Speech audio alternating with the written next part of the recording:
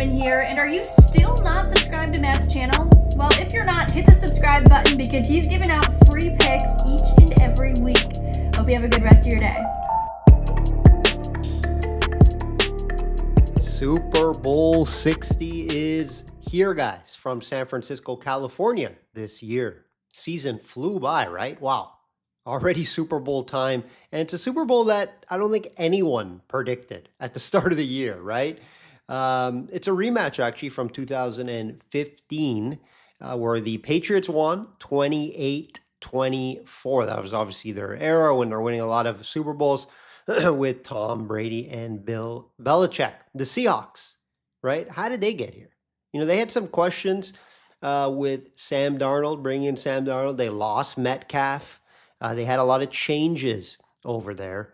But this team really gelled and really played for each other is what I found, right? Obviously, defense was a big part of that, but the offense started to get going a ton. Coaching, right? Kubiak, offensive coordinator, probably the best offensive coordinator in the NFL right now, who will probably get a head coaching job over in Las Vegas. And then Mike Macdonald, right? Coach of the year, in my opinion. Always loved him as when he was over with the Ravens as defensive coordinator. And they got two of the young minds over there in Seattle. And it is showing, right? That's why they are here. Obviously, Jackson, big part. Probably the best wide receiver in the NFL this year. He had a huge year. And, you know, Sam Darnold proved that maybe the ghosts are behind him. He proved that he can win the big game. And he stepped up in big spots, especially against the Rams in big games and throughout the playoffs. The Patriots, how did they get here? You know, some would say due to an easy schedule, and that's a huge reason why. Also due to the AFC. AFC took a huge step back this year, guys, right? Teams like the Ravens, the Chiefs didn't make the playoffs, which was very surprising.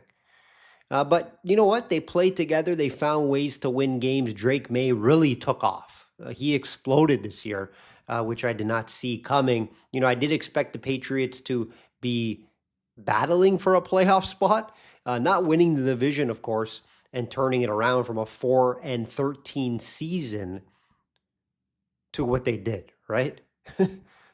No team has ever made the Super Bowl off a 4-13 season, guys. So you got to give them a hats off. Even though they had the easy schedule and all that, there was a lot of good things, right? Vrabel, one of the best coaches in the NFL, guys, turned this team around very quickly. Obviously, Drake May, a lot quicker to being an MVP candidate than most people thought, right? He's an MVP candidate. I think Stafford will win it at the end of the day, but that's a big reason they got there. They don't have the flashy players on offense, right?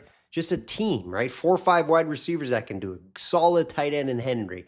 They have some backs, obviously, as well, but no stars on this team. Even on the defensive end, yeah, they have some good defensive players as well. It's just more of a team effort that they've been winning these games. And, of course, the coaching staff has a big hand in it. SystemSportsCapping.com or link.me/systemcapping to support the system while profiting long-term, guys. Right? Got my records over there as well. Resume, client comments. Head over there if you want to know more about system capping and to support. Currently handicapping the Super Bowl, of course. PGA, UFC are the 3 main sports currently. Of course, March Madness tournament, we do handicap it. Just the tournament, guys. So I study all up until the tournament, and we handicap the tournament for clients. I won't be doing podcasts or anything like that. I'm not going to sit here and say I'm a college basketball professional or I know a ton about college basketball. I don't. First one to admit that. However, I do the research for it. So it's a research-based plays, and I follow it throughout before the tournament, right? So it's starting now all the way up until the tournament. So client cards will be available for March Madness. And then Olympic hockey, I am going to be handicapping it at a very low volume. NHL has slowed down. I haven't been betting much NHL. If you're watching on YouTube, guys, like the video, comment. It does help out a ton. Obviously on Spotify and Apple Podcasts. If you're just listening there via audio, please share, review. It does help me out a ton. Let's look at some big bets, guys, that I've been following and heard around the market for the Super Bowl. We're going to talk the Super Bowl. We're going to break down the games, the two teams. I'll do some novelty props as well, a couple player props that I'll be looking at as well. Mattress Mac, you guys probably know, always big $1 million bets that he throws around. He has a $2 million bet to win $4 million return on the AFC to win. So this is probably a bet at the beginning of the year. He bet AFC to win. Probably didn't think it was going to be the Patriots, let's be honest. And, his odds aren't looking the best. But that's his bet. That's probably one of the bigger bets you'll find around the market. I saw a $1.1 million bet on the Patriots at Circa Sports at plus 188 money line. Fortunately, a couple guys got better numbers out there. There's a $725,000 bet on the Pats, BetMGM, plus 195 money line. Good price there on the Pats. And then you got Devin Booker. You guys know Devin Booker, Phoenix Suns. $1 million bet on Seattle minus 3.5. Didn't even, probably got an early line, or maybe he bought a point there. I don't know. I don't think it was ever 3.5. I saw 5 out there, 5.5. Now it's 4.5, but he probably bought a full point to get it to 3.5. Those are a few big ones that stood out that I came across. There'll be more. I throw them up my Twitter, so check that out, guys. Follow me over on X if you're not, Instagram if you're not, System Capping. Great follow over there, in my opinion. Right the blind, which I talked about. Seattle's minus 4.5 now. It's minus 4.5. New England, it opened up around 5, 5.5. I haven't seen anything lower than 4.5. I could be wrong, but it's what I saw. 4.5. Mainly around the market right now, guys. Money line minus 235 on Seattle, a little steep, and then plus 195 on the Pats. Total 45.5 on average. Straight off the bat, there's value, in my opinion, on plus 195 on the Pats. Ton of value there. Even though I do like Seattle, and I'll be going over that here, why I like Seattle. But money line price on minus 235, very difficult for me to get at. I may be creative and try to buy a point. By a couple points, but if you're looking at that, you're going to pay up, right? Minus 2.5, if you buy 2 points, you're looking at minus 190. Of course, it's better than the minus 235. And then the minus 3.5 is looking at around minus 130, 136, which is a little better. You just got to hope you don't get burned by that field goal, right? So, yeah, I wouldn't buy the minus 3.5. I would more likely buy the 2.5 to get to the minus 190 if I like them. You can take a shot in the minus 4 or 5. I do believe a 7-point or even a blowout is possible here for Seattle. Let's be honest, guys. Seattle has been the better team between these two, especially in the playoffs.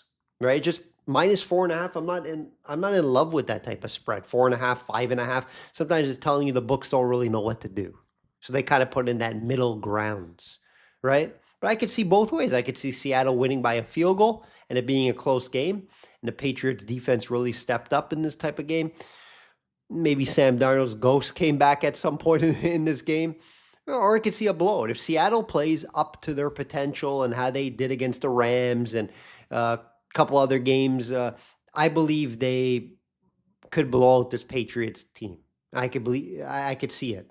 But I can also see it going both ways. I'm just, fairly confident Seattle will win this game.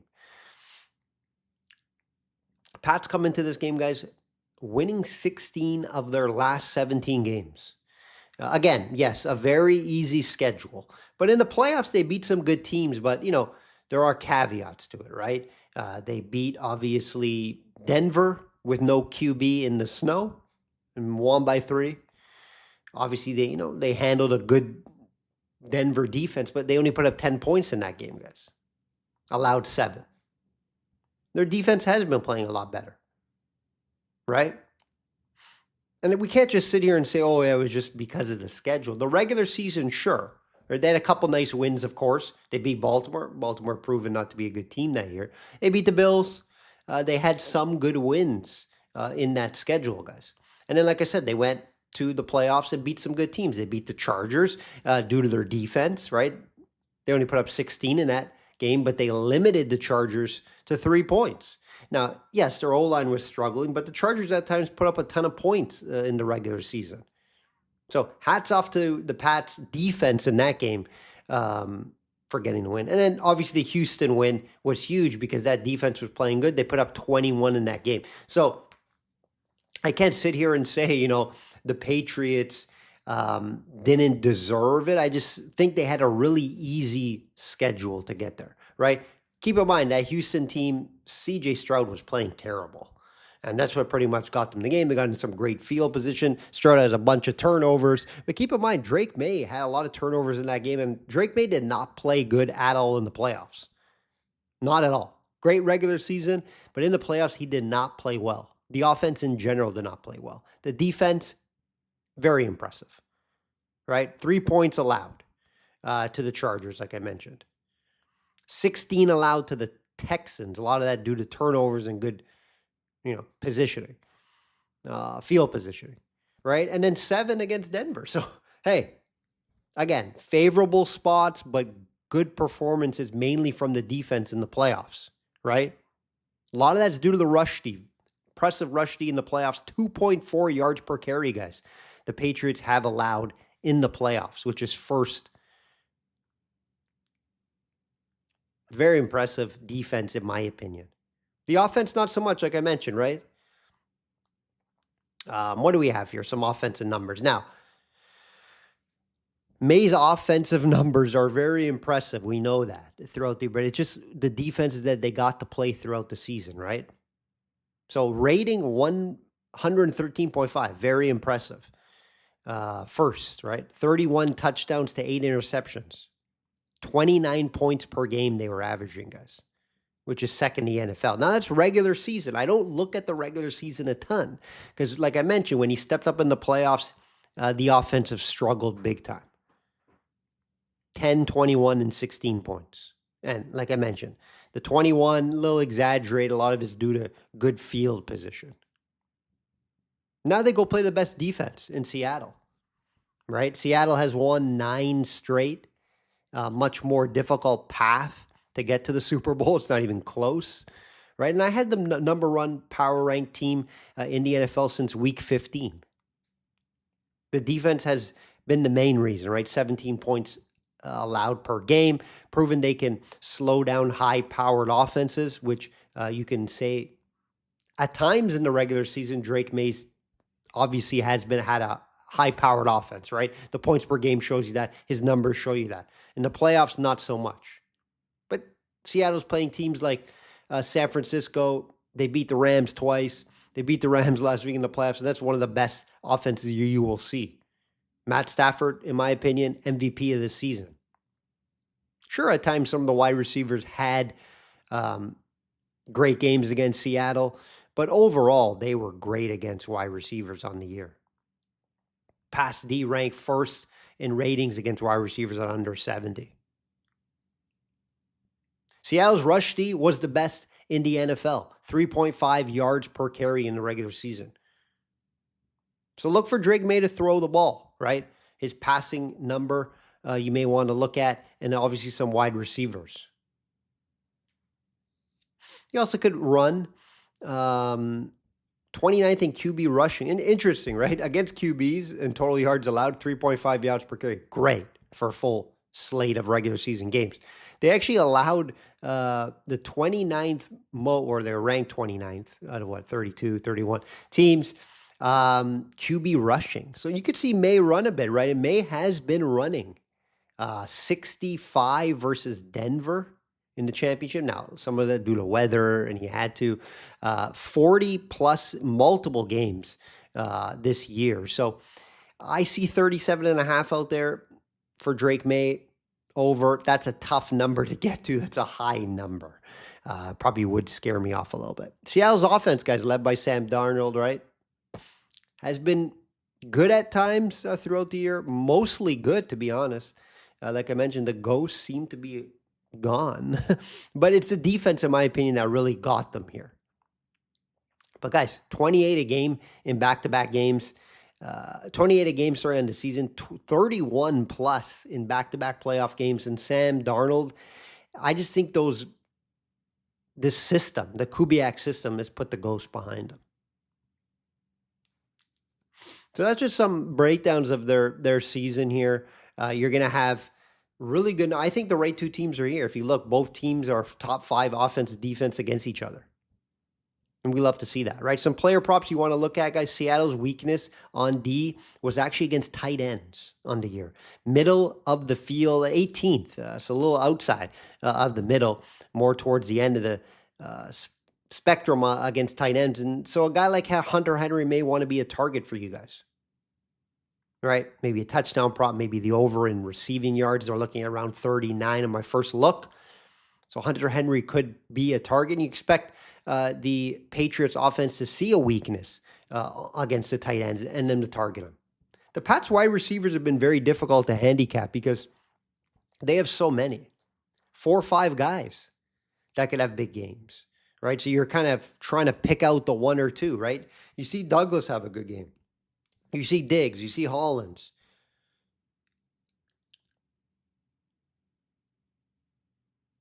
There's just so many mouths to feed over there. So it's hard to really decide who you really want to pick. So I'll be staying away from Pat's wide receivers. I just think you're flipping coins, so it's difficult. Passing yards, Darnold, you're looking at 2285, 228 yards. Over this number 10 times this year. You can throw on the Pats. Not the best for wide receivers. So, Jackson, you can see have a big game here. They have been more difficult to run the ball on the Patriots. So I could see, Sam Darnold trying to throw the ball, but, you got that matchup with Jackson and Gonzalez. If they move Jackson around, I think he gets it. His total's 93.5, guys. Yes, he had 150 against the Rams the last game. I would lean the over 93.5. I'm just not in the business of really betting the over on those high totals. You're just kind of flipping coins, guys. So 228.5, Walker has been running well, but keep in mind, Charbonneau, not here. Big loss for them. So they may throw the ball a little more here, and they do throw it also to Walker out of the backfield. So I would lean the over 228.5 over for Sam Darnold. Pat's strength, like I mentioned, good against running backs, good against tight ends as well out of the backfield. May 220.5 over this number 15 times. Again, against weaker defenses throughout the season, but I do have to mention that he's been over 15 times, which is huge. Playoffs, only once versus the Chargers. And then I'll be staying away from this one, the over-under on May. Again, I would lean the over, but I just don't really like how he's playing this weekend. When he gets against good defense, he does struggle. To wrap this up, guys, I'll obviously have a client card on more props and then on a side and total play. But basically, to wrap this up, guys, I'm going to be on Seattle in some aspect here to win the Super Bowl. I just think they're the better team pretty much all around. I guess I would give Drake May the better quarterback, but not the better system and not the better weapons around him. Seattle better defense. I think Seattle's better coached all around. I can't really say Mike McDowell is better than Vrabel head to head. I just think Seattle has the better coaches, better 10, right? With Kubiak, I think he's a great mind. But Seattle, I think defense wins championships, and I think that's kind of what happens here. You can, the Patriots secondary has been thrown on, has been lower in passing yards allowed. So I think Sam Darnold could have a fairly solid game here. Let's get into some novelty props. We always talk the novelty props every year, right? Why not? Why not have a little fun to end the year? And I will probably have a few bets on these here just for fun, right? Just to make the game. And we'll talk about the Gatorade and we'll talk about the national anthem. Okay, so Gatorade color.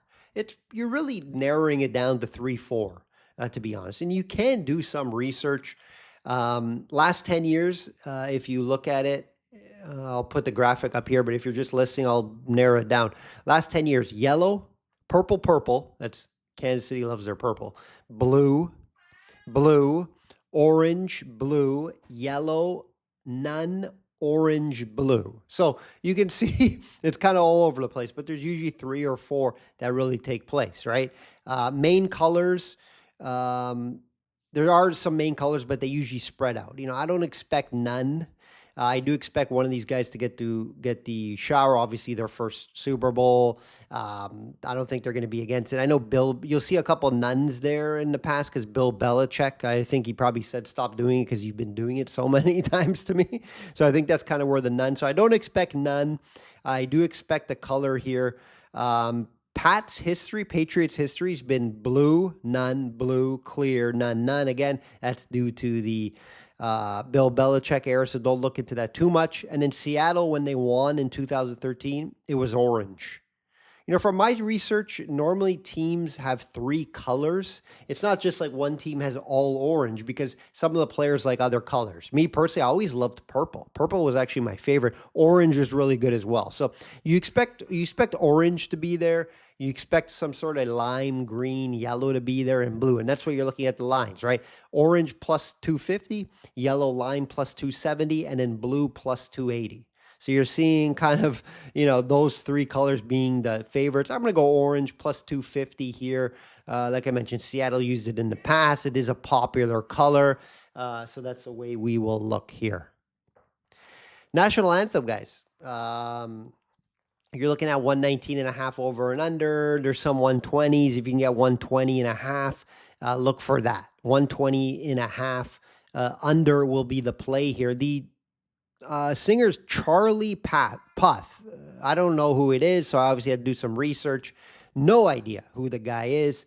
He actually sent the tape into Rock Nation. That's how he got it. He seems like a jazzy piano type of singer. I watched his Rolling Stones interview to confirm this. I did find one video of him singing the national anthem, but there's a lot of keyboard involved. It was 5 years ago. He said he is doing something different with like a jazzy feel to it, so I can see some more instruments being involved. Again, they counted not with the instruments. It's when their first note happens, right? So it's when their first note actually happens. So keep that in mind. I'm going to play the under.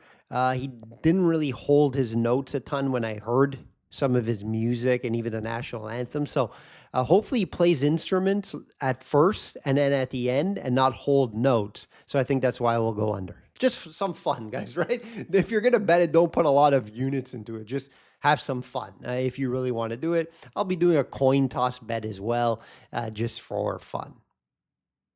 That will do it, guys. It flew by, right? The season flew by. It wasn't the best season from a betting standpoint, especially in the future market. Probably one of my worst seasons in the last 10 years, to be honest. Still slight profit in the market, but it wasn't my best season. We're looking obviously forward to the next season. And then all the sports. Again, I don't just handicap one sport, right? I'm not a one-hit wonder. We handicap multiple sports throughout the season. That will do it, guys. Enjoy the Super Bowl, like I always say. Bet smart and know your limits. And I guess go Seattle Seahawks.